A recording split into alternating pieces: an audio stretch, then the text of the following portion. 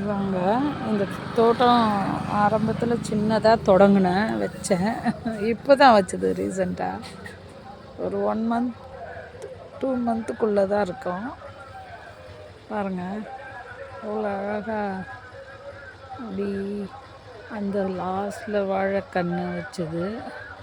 அந்த பக்கம் ஃபுல்லாக இந்த நெடுக்கமும் தக்காளி செடி தாங்க. காயெல்லாம் வந்து குரங்கு பறிச்சிடுதுன்னு பெரிய காயானவுடனே பழுக்கிறதுக்கு முன்னாடி கொஞ்சம் செங்காயை வந்து பறித்து எடுத்துருது.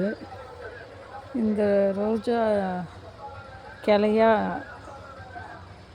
இதை வந்து கிளையா நட்டேன். நல்லா க்ரோத் வந்துட்டாங்க. இந்த ஓரம் ஃபுல்லாக கத்திரிக்காய் செடி இருக்குது. இப்போ தான் பூ வச்சுருக்காங்க.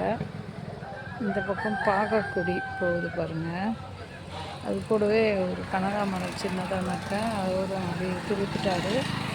இவங்க பச்சை மிளகா நிறைய இருந்தது, ஆனால் கோழிங்க வேஸ்ட் பண்ணிட்டாங்க.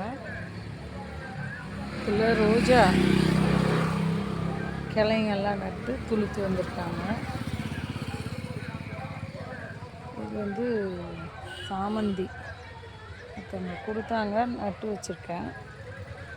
இது வந்து வெள்ளை காக்கட்டான் இப்போ தான் நட்டிருக்கேன். ஸோ இதுக்கு நடுவில் இருக்குது பாருங்கள். இதோ இது வந்து பீன்ஸ், பொடி பீன்ஸுன்னு சொல்லியிருக்காங்க. பார்க்கணும், வளர்ந்தால் தான் தெரியும். எங்கள் தோட்டம் சின்னதாக இது இப்போது ரெடி பண்ணுது.